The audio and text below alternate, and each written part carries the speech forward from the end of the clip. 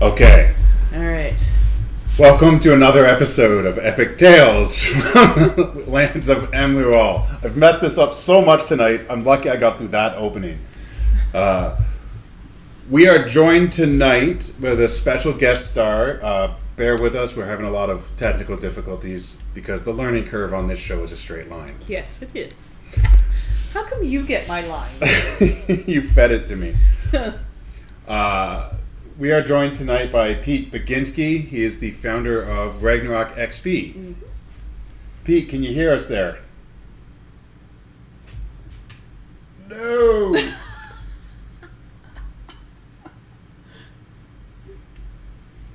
Ish, yeah. Ish! Yay! Technically, I can hear you. We're going to take that victory. I'm going to leave it on this window because this works. Okay. Anyways, as I was saying, we've talked about Ragnarok quite a lot over the last couple episodes, over the last couple years, every time we go. Last 6 months. Last 6 months. Yes. And Pete is the creator of it. I'm one of three. Okay. So there's myself, there's Felicia, and there's Eric. Okay. And we're kind of all equal creators. It came about just hanging out in basements, rolling dice. Best things come out that way. What? Tell us a bit. Like, what made you guys want to create this open sort of convention?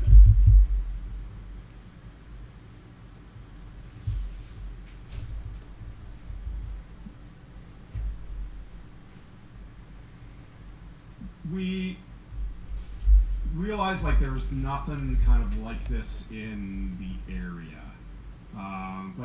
Toronto has really big cons, thousands of people going to it. There's been a couple small conventions and some very contentious small conventions that have happened in KW area that have gone quite sideways in the past, and so there wasn't a lot going on in this kind of realm of things, of dedicated tabletop gaming. There was stuff there's Anime Con, and there was Comic Con, and then there was Super Con, which was kind of just like a genre, melding pot sort of thing going on. And now there is Tri-Con, which has been running for a number of years, so that's good. But some of the other ones seem to come and go here and there, and we were just trying to have a small, solid, grounded something to do with our friends and maybe make some new friends and have people come out. So Ragnarok 1 was a weird hodgepodge of whatever space we could get with the rentals, and we ended up being a double-decker con the way that it was laid out in a hotel. They had two different ballrooms, but they were 3 floors apart from each other. And so there was this mad sort of disarray between the floors of where we could have stuff going. And then we managed to get into the Delta, which then turned into the Doubletree by Hilton. So in the middle of trying to set up our second con, they actually changed ownership. But we had everything in one space, which was great. And then we started growing a bit more, and then we grew even bigger, and now we're at the museum downtown, taking over 4 floors of that for our 6th con. Yeah, that's amazing. The amount of people I've seen the last 2 years being there. Yeah. Well, it just seems to we've only been. This will be our third try, or third go, and right. It's been crazy. Just even in the 2 times that we were there previously, just how much bigger it got. It's it grows exponentially. Mm-hmm. Have you found that that's the case, or is it? I think word of mouth is kind of doing its thing. We're doing that sort of grassroots. I'm not really in the scene in a lot of these other places. If you're a vendor, kind of what you do, you've kind of got to go around and touch base with all these different groups all the time to kind of get your product in it. Well, our product is in the same spot every time, so we're kind of very hyper local. But we do travel to other cons here and there throughout the year to try to do some promotion for ourselves. But that doesn't always pull in a lot. So it seems like it's a very organic on its own growth, which is kind of weird, and we have a hard time sort of like reconciling that and tracking it, because there's people every year that come out that I've never seen before at the con, considering we've done it 5 times now, and they're like, oh yeah, we just heard about it last week, and I was like, what?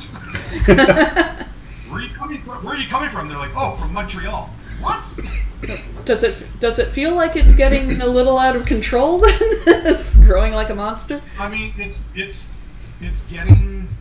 trying to get everything you need to do every year nailed down and all your bases covered and having everything in place. It feels like it's getting more and more and more every year. It's like every year where it's table math is always like just completely out to lunch. Trying to figure out because there's limited resources for like square tables, rectangular, round tables. Some of them are like different heights, so they don't match and line up. So you're trying to run like a mini game. They don't like go together nicely. So trying to figure out all of those logistics seems to change a little bit every year, is like depending on what venue we're in and where we're going. We've ended up having to like buy a bunch of our own supplies, including tables, to start bringing out, because we learned after what was it, Ragnorak 3, the first time we were at the museum, where we just like exploded with people at like the first sort of like 1 o'clock time slot, where we were packed to the gills. There wasn't enough tables, and we ended up like borrowing and stealing about 10-15 tables from all over town just to get people sitting down and playing. We had people playing in the lobby, like out by the front doors. Like, oh wow, we had people like almost in a coat check. It was like crazy, like just trying to find space for them. So now we bought in some supplies of our own, and then we're probably gonna have to supplement stuff again, just because I don't know, Mike, if you've seen like how busy the RPG section on our game table is. It's crazy full already. Yeah. Normally we don't have this volume of games until literally 3 days before, and we're like pooping our pants, worried that we're not going to even have any games for the con. And right now we're like stuffed to the gills with a month to go. We almost have no RPG tables left. Wow. We have some board game tables, but like even like. So like Sunday afternoon is full. That's you? Yeah, that's me. Is almost full. It's almost full. Saturday or Sunday, there's 2 other slots that are like getting close. Yeah. Saturday night is also getting close right now. Well, this is definitely something I've noticed between like the first year we've came to this year, is that quite often the slots for players hasn't filled up till about a day or so before, and we're such a last minute town. Yeah, we're 3 weeks away, and the tables are filling. Yeah. There's our Saturday afternoon game is sold out. Yeah. Saturday morning is almost full, sold out, and mine, I think I've got 2 slots left. Yeah. So we notice a huge difference between GMs who promote themselves on social media and just like do a shout out and tag us. Yeah. It gets people interested in their game, and it fills up. Like basically, so like Eric threw a Dune game in. We're giving away the Dune starter set, which definitely helps a little bit. We basically said, we're going to run Dune 2D20 from Odysseus. And he posted it on his social media and on some of the gaming boards around the area. Yeah. His game filled up in half an hour. Yeah. People actually canceled some spots in some other games, came over to his game and filled it up. So he put in a second slot, and he's running it twice now. That's amazing. That other game. So it's like, and then so like Pathfinder Jeff, I think, who runs games out of TWB, I think his game filled up, or one of his games already filled up, and he just did a post to talk about his other game. And he's now brought in like the whole Pathfinder Society. So we've got like 5 or 6 GMs from Pathfinder Society coming in and running all their games and Starfinder. Yeah. Paizo's sending us free stuff to give away for anybody who plays Paizo games. I saw that with Jeff. The word starts building the momentum, right? Yeah. You guys would be great at doing your promotion. You've been plugging stuff like crazy. Since the day we started, I've plugged everything. I see someone's post for it, I share it, because it's like you said, it's the only way to get it out there. And we look forward to Ragnarok every year. This is our big event that we talk about pretty much all year. For us, it's nice and local, and it's nice that it's so grassroots. It's nice that everybody that's local is like, everybody that's running it is local. Everybody that's running it has their history in gaming, in wargaming, in minis, and all of that stuff, and is just so enthusiastic about it. And it's one of those things for us that it's just fun. It feels like we're working. It's a we fun are weekend. So busy, but it feels like a vacation because we're having a good time. And that's my comment. It's an exhausting time. But Yes. it is fun. It's good. Like, we look forward to it every year, and it's like it's just a giant ball of stress leading up for it, trying to get all your ducks in a row, and then it happens, and you're like, oh, you throw yourself back in the chair, have that slice of pizza and a beer, and you're like, well, we did it. You get that annoying vendor who's messaging you in March going, hey, Jeff, when can I get it set up there? Well, We get some of those, and then we get some who are like messaging us literally like 2 days before. It's like, hey, you still got space. We didn't have space for the last 2 months. I don't want to be that person. I see a lot of returning faces when I go there. yes. I see a lot of returning vendors. I see a lot of returning DMs. So do you find that it's almost at the point now where some of it's starting to drive itself for you? It happens a little bit. So, like, we do the announcement, and basically, like, hey, we're going to be having this. Stay tuned for when things go live. And then we get a constant stream of emails and social media messages from every single platform. Like, you can't keep track of it all. Going, oh, are you live yet? Are you live yet? And you're just, like, you're trying to get the back end. So this year, we're trying a new back end convention software that's actually Canadian made. Yeah. Yeah. So it is one of the guys from who basically create the Elemental game system has a programming background, and so he was doing events and stuff with a bunch of these guys, and then he realized, like, some of these cons that he was going through, he's like, hey guys, like, you want some help organizing, because we can do a good job of this. And so he started building some software for them, and now Can Games in Ottawa uses this, and they're probably about maybe 4 times the size of us. Wow. I think maybe less, but it's a big one. Like, it's been going on for like 30 years, so it's been around for a while. So it's already had its own build up and stuff. But he's now like streamlined the whole like sign up and do your games and everything like that with his own software. So every bit of software that we've used over the years has been like a little bit different. Some are good, some are like, a bit of a pain to use, but it's because everybody's got their own vision on how the convention should be organized and stuff, right? So this one that this guy's designed right now, he calls it it's Gildor Games, and it has a lot of the tools and functionalities that we need. Some that we're not using right now,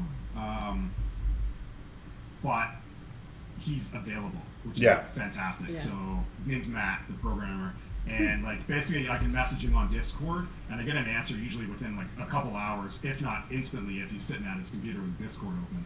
Wow. So if something's going sideways, I'm like, I can't figure out how to do this. He's like, oh, well, you just do this, this, and this, and it's done. And it's like, he's like, actually, I fixed that for you, and it's just doing it automatically. Nice. So, No, that's brilliant. So if you go to like Can Games, or you come to Ragnarok and then you want to go to Can Games, or one of the other cons that use this now that you have the login for it, you just have to log in, and then you can sign up, and you can basically bounce back and forth between all these different cons that are using his software now. Yeah. Because you just need the login, which is great, and you can basically track all the games that you've ever played and cons that you've gone to and everything through it. Well, that's so I'm hoping we can keep going with this relationship and things will move forward. no, that's really we interesting. haven't- Actually. Yeah, we haven't gotten through with besides when we use Tabletop out of the States, a convention software that takes payments natively Yeah. and just puts that right into ticket sales and badges and unlocks stuff automatically. Because like we've used other ones out of the States as well, because every convention software is a little bit different. They all play really nice in the States, but nothing plays nice in Canada right now. And unless you want to take all your payments in USD, And that we've had nothing but complaints from people over the years in the past that everything's going through USD, and especially now with all the stuff going on with the States, people are like, they're washing their hands. They're like, if you're doing it through that, we're not gonna. Yeah. Or we're not. I'll come. We cash at the door. So I think this is a good time to support Canadian programming and software. Absolutely. Anyway. Yeah. Well, that sounds amazing. I can't wait. So Builder and Elemental are a sponsor of ours this year, and so they're running a bunch of games as well, so people get to experience like playing their like really easy to use system. Their system is kind of like an agnostic game system where it's got like sci-fi, it's got horror, it's got western, it's got like traditional fantasy, and it's basically the core mechanic just flips and just does any sort of genre, so you can jump in and do one shots easy, and it's super easy. It's like a D6 system. It's super easy to play. So I'm hoping they're just going to do a bunch of games to promote and teach people how to play their system, and hopefully people pick it up and play another Canadian game. So I won't lie, I've looked at the Elemental one a couple times. Oh yeah. No, I haven't signed up for anything this year because we're busy with 3 games of our own. That's the thing is when I look at it, I'm like, oh, I want to play that, and then I have to remind myself, no, I'm working. I'm there to work. Right? I mean, like this year I was like, you know what? I'm going to run 2 games at the con, and then I'm like getting into it. And I'm like, I barely have time to run 1 game. What am I thinking? Are you running a game this year? So normally I run my Fallout game. Yeah. Okay. But I'm in the middle actually now. I'm running a Fallout campaign. So I've got all of my Fallout stuff is all kind of geared towards the campaign. In the campaign, I actually have like I think 7 or 8 players jumping in and out. Wow. So it's people around the table. You got to come up and check out Eric's basement sometime. It's pretty cool. It fits a lot of people for games, and so. Trying to run that and then peel everything apart to just run a one shot is going to be kind of difficult. So I'm sure. Actually running some Candela Obscura. Ooh. Which is the game that was written by the dude who did Blades in the Dark. Yeah. And then he went on to do Daggerheart. So it's the game he did before Daggerheart. And it kind of runs on a similar system to Blades in the Dark. Yeah. Which is actually free today if you have Alchemy VTT. There you go. There you go. A little promotion on that. So I run some of my games and I use Alchemy to host basically sort of like the combat tracker and mechanics because it's got all like the monsters and everything in it. So it means like I don't have to keep flipping back and forth through books. I can just pull it up and pull up all their stats and stuff and just go. It's basically like Roll20 or Forge or any of the other ones like that where, once you're kind of into the ecosystem, you kind of start picking up other game systems. So I hadn't heard of that. It's more of a... I have. I've seen that. It's very... It works really well for Theater of the Mind style play. Yeah. Because their tactical and combat side of things, it's kind of like wonky. It doesn't work as nice. It's kind of resource intensive when you try to like do stuff like that and have a bunch of stuff on the screen and on the map. But if you're just doing Theater of the Mind stuff and you just need some like ambient music and some stuff in the background, just like a cool scene for someone to look at while you're describing what the players are doing and stuff like that, it's perfect for that. And it organizes things well. And the native dice roller for all the different game mechanics is really cool and easy to use. So I like it for that. I'm still learning the system. I'm not a genius at it yet, but I'm not a fan of like Roll20 so much. I hate how their interface works. It drives me up the wall. Yeah. Even when I'm playing, let alone if I'm looking to run something. Yeah. Well. It feels like it was built in the 90s and never upgraded. Yeah, and you can be sitting there doing a Roll20 game with a bunch of people with a map up, and they just are slowly taking turns drawing a penis on the screen while you attempt to run a game. I have no idea what you're talking about whatsoever. And I definitely hit it in the bottom corner of the map. Yeah. For those of you who weren't involved in that, as you guys all know, I ran a game with the guys from the Scene on Screen podcast, and Pete was in there as well as a friend of their show, Alex, and that is exactly what they did to me as I was trying to talk, is they slowly just kept adding to the picture they drew on the map for me. Well, it's a grand D&D tradition to just mess with the DM non-stop and make sure that their concentration is constantly broken. Yeah. Well, if you listen to it, my That's why we concentration was don't game, broken. Otherwise, you're just going to critical hit us every single time. Yeah. Re-listening to the first episode, my game was thrown off with a lot of ums and ers. Well, the DM is your enemy, so you need to use every weapon at your disposal to make sure they're distracted. Yeah, I mean, definitely that first episode, we're kind of like feeling each other out a little bit. Yeah, for sure. Like Sean and David just like know each other so well, so they feed into each other the whole time. Yeah. And then like Alec and I are just kind of like trying to like muscle our way in a little bit and trying to like figure that out. I created like this huge freaking backstory for my guy that I was going to bring in, and none of it made any difference on what the hell was going on once we started like carting chunks of a mayor around the freaking cave system. Yes. Yeah. All of that was like, you know what? I'm just going to dwarf this up. I want to know who that was. And move on. David. And try to ignore the fact that there's mayor dripping off of everybody. Right Yeah, that was Paul. that was interesting when that went down, because I'm like, I don't know what to do here, but everyone's enjoying it, so we'll go. Unfortunately, it's probably not the first time. Wasn't he a paladin? Wasn't he supposed to be a good guy? That's like the most barbarian paladin I ever heard. I was like, what is going on? He was an inquisitor paladin. You were the barbarian, and you were more civilized than him. Still, but that was the one drawback that came out of that. Not the mayor, was I had pre-made these characters for you guys, and then I think all of you really kind of took the little bits and built these characters. Maybe not with great backstory, but everyone had like built upon the character, and we didn't get to delve into it because it's a one-shot. Yeah. Yeah, I mean, I had this whole like,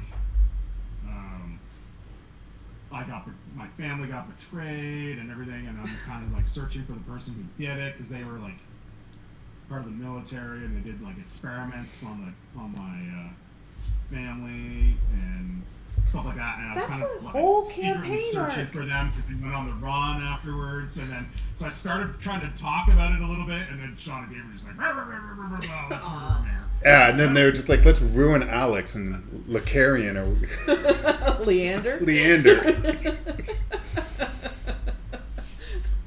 No, But, Paul and I were listening to that. No, I just know next time I'm like, you know what? Don't put the effort in. Just roll dice and have fun, and it'll go smooth. Well, if you do wind up doing a full campaign, I mean, this is the time to put the effort into it. That was why afterwards, because I got that Yeah. feedback from pretty much everyone that was involved, was I had so much ideas for my character. Yeah. And that's why afterwards I messaged in our group and I was like, I'd be interested in running out, every so often long-term campaign. And I think the idea came out as like maybe like a once a quarter, hour and a half session of recording, and because everyone just had these ideas that they didn't get to bring through. Well, this is the problem with one shots, is there's no detail. Especially It's like on a short podcast. form. We're not staring at each other across a table. There's that disconnect of we're all kind of communicating in camera. It's like a lot of times, like when you're around a table, you get to have that I'm leaning over the person and plotting and planning to the person beside me. While the DM can barely hear what's going on. Hopefully, Yes. And we jump in with what our little plan is. You don't get that when you're doing like the everybody's just on a camera staring at each other. Yeah. Right? So, Yeah. that dynamic kind of changes, and the relationships that you build as characters throughout doesn't develop quite the same. You can still have a lot of fun, and some people this is the only way they can play. Yeah, and so well, you start to learn and adapt, but it's a different style of play. That's all, right? So we all had to do this during COVID, right? Yeah, So exactly. We all got to learn how to play this way during COVID. It was the only way we could play. Yeah, it's a way for a lot of people that I can't actually normally ran- get a table to get a table, get to play. I actually ran a big D&D campaign for basically all the people who normally run games for me during COVID, and I had like all these plans and stuff like that, and we finally get together, and then it went really well for the first little bit, and then it kind of like all D&D campaigns, at some point they just kind of like fizzle out a bit. And then COVID ended, so it was like, okay, good. Now we go back to our normal stuff that we haven't picked up in 2 years. Yeah, let's get back to the table. That's never been touched. That campaign's never been touched again. Oh. But it was a lot of fun. I mean, and then to be fair, and then D&D changed all the rules and came out with D&D 2024 and messed everything up anyway. So I'm not even going back to that regardless. Yeah, that hurt us very, very much. Yeah. I bet. Yeah, the games we were running on Ragnarok weekend are 2014. 2 of them are. 2 of them are. Saturdays is 2024. Oh, is it? Why? Because that's what I've been running to stay current. Okay, I'm not current. But the others are 2014. Yeah. I am not current. I am. Eric would love you if you convert your whole system to like OSE style. Go back to the basics. Oh.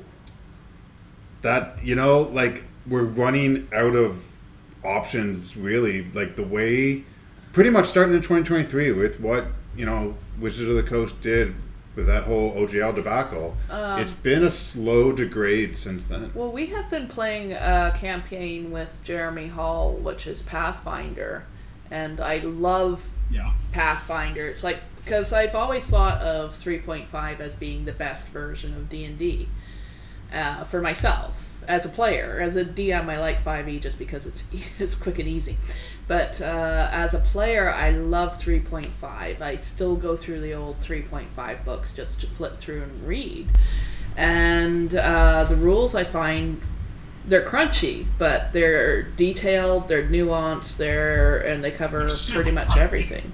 Yeah. And I feel like Pathfinder kind of took that and made it better. That, I think, is a great thing about the Ragnarok. I played a little bit of Pathfinder. Yeah, well, when you go to Ragnarok and you can try any system that's there, like, there's so many systems to try. Well, we were playing last year. I played Castles and Crusades, which was very much like old school basic D&D, and loved it because it's something I hadn't played for decades. Yeah. Yeah. And then I played in Aliens in your campaign, which was very different. I'd never played that system before, and it was a lot of fun. And there was a lot of stuff out there. I believe Paul played 9 Lives to Valhalla last year, too, which is a simple set of rules, just a lot of fun. I want to try is it 2D20 or whatever, the system that, like, Fallout and some of the others use like that. I've never tried that, never seen it. I play a lot of it right now. Yeah, I want to try that system because it seems very kind of easygoing. Yeah. So they have 2 different versions, and because they've come out now, they just released the new version of Star Trek 2.0, and it's got rid of the second set of dice that Fallout uses, and actually that the original Star Trek uses. So there's the 2d20 system, and then there's 2d20 Crunchy, which uses a second set of very custom die 6s. Okay. And so things like weapon values will say, okay, your damage is 3 combat dice. Now the dice on them, they have 1 pip, 2 pips, 2 blanks, and then 2 effect. Oh, I see. Signs. So if you roll for damage, if you get 1 pip, that's 1 damage. If you get 2 pips, it's 2 damage. If you get an effect, it's a damage plus something else, like a stun or radiation or whatever, right? Like depending on what game system you're in. And a lot of things in the 2d20, they use the same core mechanics. So like one of your weapon characteristics can be vicious. So if you hit someone with that weapon, it's a vicious weapon. If you get an effect, it does an extra point of damage if you roll an effect. So in essence, like, you got a higher chance of doing damage on those damage dice. But other ones are like, something bad happens if the effect goes off. That's cool. And then so it's a success-based dice rolling system, both on the combat dice, because you can roll a bunch of empties on your die faces and it's nothing, it's a big whiff. Yeah. So even though you connect it to the hit, you do no damage. It's basically like glancing off of armor, right? And then their 2d20 system is you roll 2d20 all the time. You can buy dice, but it costs you momentum or action points or whatever, and you earn those by either succeeding on your successes or doing something spectacular in a scene that would earn you an action point. And then you can spend them to buy dice. See, I love that. And each of the 2D20 systems kind of uses that mechanic a little bit differently, or you can use momentum for other things. So Fallout, you can use action. You can buy actually extra actions. You can spend them, but it's a group pool. So everybody at the table has access to the same pool. So if you use it, then the guy beside you can't. Oh. Oh, so it's now a farming mechanic of how do you get them, how do you spend them, how do you not screw over your teammates, as the GM is literally trying to kill you. So when is your Fallout game? Like I said, I'm probably not running. I'm going to run a new system that I'm running right now, which is the Kendall Spirit. But I that's why I would love to come as a guest. Eric's running Dune, I think Sunday morning. I don't know if you guys have a game Sunday morning or not. We do not. We do not. One of us has to work the table. Rock, paper, scissors. There's three of us. So he's also anybody who plays Dune on Sunday has a chance to win the starter set and or the core rule book as well. Wow. They sent us some food. So I think at one of the tables he's going to give away the starter set, and the other table is going to give away the core rule book. So there's three of us. Which will probably just be like a dice roll on or something. Yeah, I think that's really cool though. So that's a system that I really enjoy right now. The other one that I'm playing a lot of right now, which is part of our weekly games, is Coriolis, which is it's a die 6 based system, and it's a success on 6s die base, and then how your skills work. You basically just add up your skills and your trait that you're rolling with that, and that gives you how many dice you get to roll. And then 1 success means you actually do what you need to do. 3 successes means it's a critical success. So that's like something extra good will happen. Old system of Star Wars. The old West End game Star Wars, with all of the D6s. But it's very crunchy in the loot and money aspect of things. It's basically your character's kind of as powerful as what they can equip until they really start leveling up a lot. So everything is super deadly. Coriolis is a horror in space. It's kind of love it. Think Cthulhu mythos, but if it was more Arabian Nights. So someday we have lots of Persian influences and stuff like that. So we have to that's one that we've been playing now for 3 years. That's part of the love of it is all these different systems. It's like I say, I want to go as a guest, but I love going as a vendor with the table. We need to get cloning technology and have somebody run the table. I know, I want to sit there and play everything. And I mean, there's actually, I'm a big board game player too, so there's so many cool stuff I want to play. We get all this stuff in for Play to Win that the game companies send us. I'm like, I've never played that. I really want to. I have 0 time to. Yeah. Yeah. And the Play to Win seems to be quite a big hit too. When I've wandered around and seen that going on, that's quite a successful stuff. Show up. That's all they do. Yeah, that's all they do. They show up, and we have crews of people who come in and just try to win as many games for their little gaming group as possible. You see them all sort of in their little cliques at the giveaway at the end, and they're all just like, okay, who gets one? Who gets one? Who gets one? Walking in with 6 or 7 games, they're like, whoa, we're stuck for the next 6 months. So you started at a different venue for the first couple years. What prompted the move to the museum? We were in Waterloo for the first one. Okay. We were in Waterloo for the first one, and then we were at the Delta for 2 years, and then we were at the museum for the last 2, and now the museum again this year. So what was it that brought you guys to the museum? So it was a mistake on my part. Oh. I actually, so I've been I just run Taco Fest for TWB, the brewery I co-own. And I was working Taco Fest event down at the regional museum where they have the old-timey village and stuff outside. And so I was doing Taco Fest, and I noticed the amount of empty space that they have in the main hall there, and the side hall, and the exhibit areas. And they have the whole exhibit space too that sometimes gets it's just empty while they're waiting for a new exhibit to show up. And I was like, oh, this would be perfect for us. We could take over this whole space, and it's a cool spot. And so I emailed the museum thinking, hey, you guys have some space. Is this something that would work? Would you be interested into? And they emailed back. They're like, yeah, come down and talk. We have a meeting. I'll meet you in front on King Street. And I was like, King Street? I thought that was Fisher Hallman Road.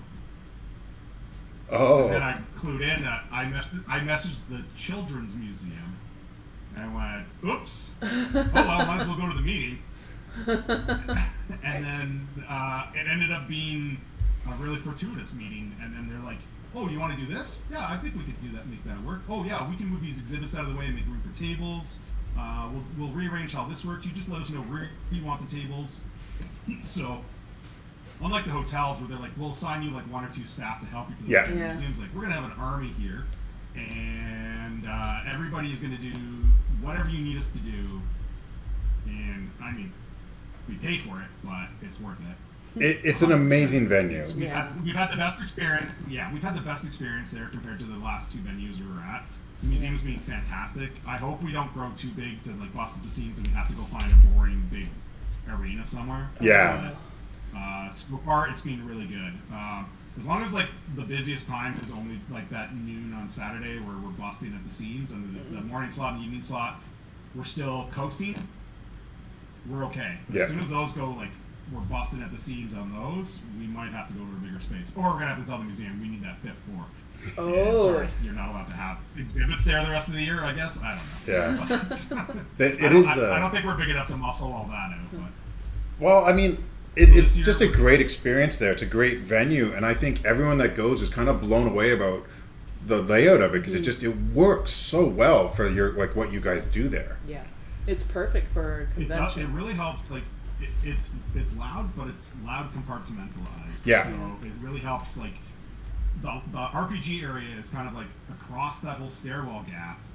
And so it's only really the noise of the RPGs that you hear for the most part. There's a bit of a din in the background for the board games. And then when you're down in the board game area, it's only that noise down there. You don't hear anything from upstairs. Yeah. And the 3rd floor people barely hear anything, right? So it's not bad. So the 3rd floor now, we're moving over the Echoes of Ages podcast. They're doing their live game on the stage area now. That's this cool. year. And then so we've got the 3rd floor is kind of rearranged a little bit. And up there, we might have Ravenwood demoing their travel specialized table that's got like the lights and the fog and the music and everything as well, where they can run some demo games. So things are we're moving things around a little bit in the basement, which was just overflow gaming last year. We're hoping to get the Bring and Buy up and running, so I'm just in the process of getting that going, which would be like a used game market for people. Oh wow! And on the Saturday, and then Sunday, that whole basement is going to be a Dominion tournament. Really? That's exciting. I gotta pop in to check that out. Yeah, so that. Man. That's the first time we've had Dominion. We had a Catan tournament like way back early on, but the lady who runs that tends to like to run it at GriffCon in Guelph. Right. So I think she's only allowed to do one a year where she can give away Catan prizes and stuff like that. Right? So I think the GriffCon is the one that she likes to run it at. She's probably local as well. Yeah. You know, we tried to scoop some people here and there, but we also we really like Dean from GriffCon, and we don't want to step on toes. And we usually actually go out and run like a demo table out there, just play games with people and just get people interested in Ragnorak while we're out there, talk to the vendors. It's always a good spot to like schmooze with a couple vendors and see if anybody's interested in coming to ArtCon. Because we always play like at the beginning, we always play the desperate games like who wants to vend, and we get you right off the bat, and then we get other people are like, I'm in Han, I don't know if I'm available that weekend. I don't know, my schedule's kind of busy right now. I'm like, okay, well I'm gonna go ask the next guy. Yeah. You know, and then, but it was actually, I think it was at GriffCon that we got the BS Games guys, Sonoda. Yeah. Oh. Bill and Scott. Yeah. That weird chess game. Yeah. Oh. Is just like popping. Yeah. I love it. They're at, I'm bad at it. bookstores and stuff all over the region and stuff. Yeah, they're exploding. Yeah. So well, they've got it. I think it was at GriffCon that popped it in. They've got a new one coming out too. Kind of turned into the relationship of them going to Bend, and now they're coming out every year too. Yeah. It's now all this stuff. Conquer. Yeah, they're everywhere. All this stuff that we've talked about with Ragnarok. Yeah. Now I want to talk about probably my favorite part. Are we talking about TWB? I'm talking about the beer. For the last couple of minutes, like, can we talk about TWB? When can we talk about the beer? I'm not. I'm more into the mead, but you were telling me. Sorry? Guess what I just put into cans today, actually, on our canning run. What? It's the new Fimbulwinter for this year. There we go. The Viking beer. Yeah, it's ready. It's in cans. It's available.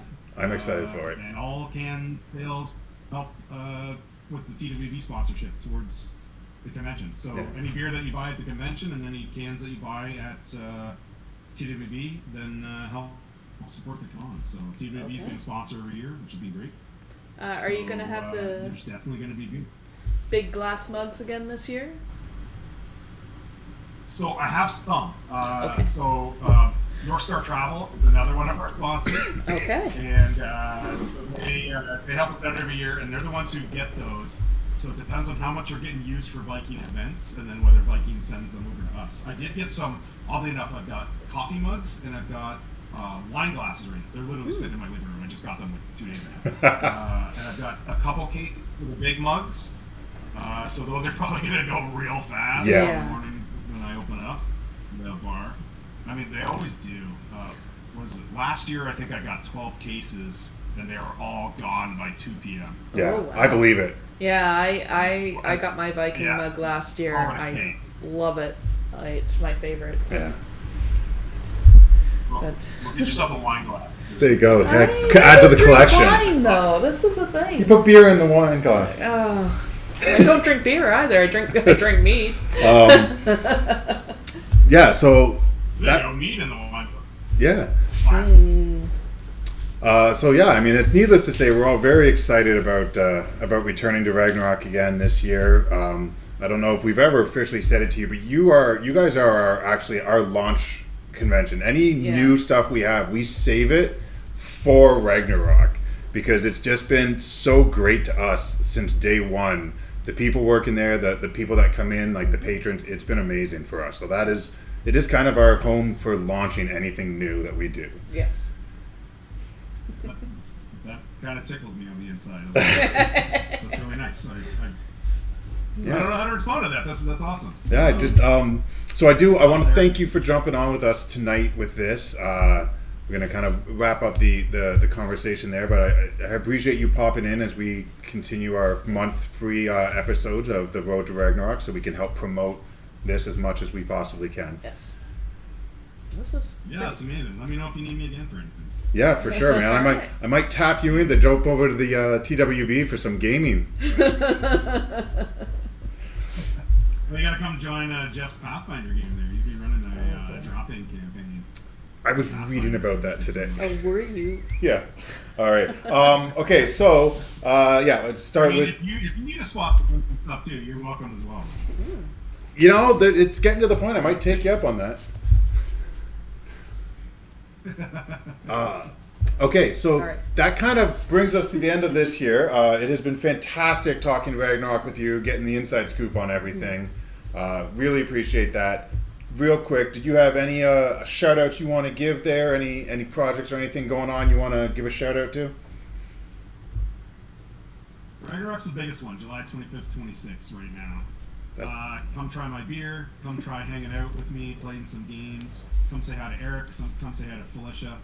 We've been working really hard, and we hope you guys have a great time there this year. Us too. All right. I'll always do. We certainly will. Thanks again, Pete, so much for joining us here, and we will talk to you real soon.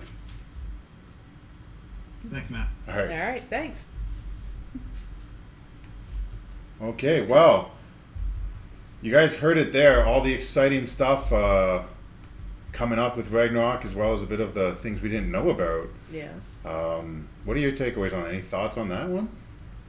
We really need to figure out how to clone ourselves just so that we can actually go and play and have somebody else run the tables and the. Maybe we should take a look at the schedule and start saying, okay, who can run the table while one or two of us goes to the to run a game there. There may be fights to the death if we do it that way. Paper, rock, scissors. Let's just do a D20 roll off for who gets what game. Rollies. Rollies. I'll roll with advantage. That hardly seems fair. So, as we said, these are all free episodes on our Patreon for the next month going into Ragnarok. As we go, hopefully the technical of how the hell to do this, unfortunately we had to cut Pete down to audio only to get that to work. Yes. Our learning curve is a straight We're line. going to bring in some more people here. I'm not going to jinx us by saying anything because that's what happened today. So, but we have more people planned to come in. Some people who are running games. Yep. Some people who have run games there many times. Some people who are going to be their first time running a game there. Yeah. Some people that we've been guests with before who have been nothing but supporters to the show. So we're going to just keep going here until we get to Ragnorak. I hope everyone gets a chance. The Museum in Kitchener, July 25th and 26th. And it's always a good time. It is always a good time. I checked recently before we came on. We have 3 games going this year, right?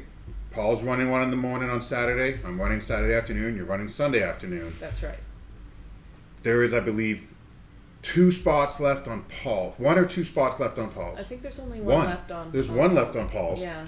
And let me just quickly, I sent you all the information. Last I checked, there were 2 spots left on mine, and you are sold out. Yeah, the Saturday afternoon one sold out. The grad party trip to the beach, yeah, we have 1 spot available. That's Saturday morning. And then the Sunday afternoon Ravenbane Wright, a 5-player game, so we have 3 spots filled, two still available. Yep. And I'm laughing because I'm looking at the attendees list, and it's like, okay, I don't know who that one is, but then there's, that's a guy from, that's a guy from Black Knight, and ooh, that's Ryan, that's Jeremy's son. And then I get to my game and I'm like, it's just Black Knight Part 2. I think every single one of these players is a Black Knight player. And then you get Jeremy and Ryan Hall jumping in on your game on Sunday with Val from Black Knight. That's going to be fun. I'm glad because I'd written that as a 2-parter. I'm glad we got a first part and players from the first part coming to the second part, which was my hope. We have one. But I am excited. It's going to be a good time. This is my first time running a game at Ragnorak, and my second time running a public game, so the nerves haven't hit yet. You're going to do just fine. I've been in your games. You've run games. You're not going to have a problem with it. You run multiple games a week. Yeah. And if you think back to the Cray game, I mean, really, other than myself, almost everyone there was a new player. Yeah. So, and that had come from the Devil's Bench. Yeah. So you got no problem running a game like that. Yeah. I'm just waiting for it, though. I'm sure at some point the anxiety will hit, nerves will hit. I'm going to get nervous about it, but right now I'm just excited. Yeah. Yeah. I think between now and July 25th. Okay. I think we get a group together, and I think a trip down to TWB might be deserved, just to see what they're all about, what they got going on, and meet up with Pete in person there while he's working. Just to heckle him at work? Heckle him at work. If we go on the right day, we might run into Sean from the Scene on Screen, running his trivia nights. Scene on Screen? The former Scene on Screen. I think that's it for our episode tonight, though. Yes. Anything else you want to throw in there? There's like a dozen things, but we don't have time. We normally take a chance about last half of the episode where we talk about our ongoing games and what's been going on off it. But I think our focus right now is on Ragnorak, and it's too bad for you guys. We talk about it off camera, and so I got the inside scoop. All right.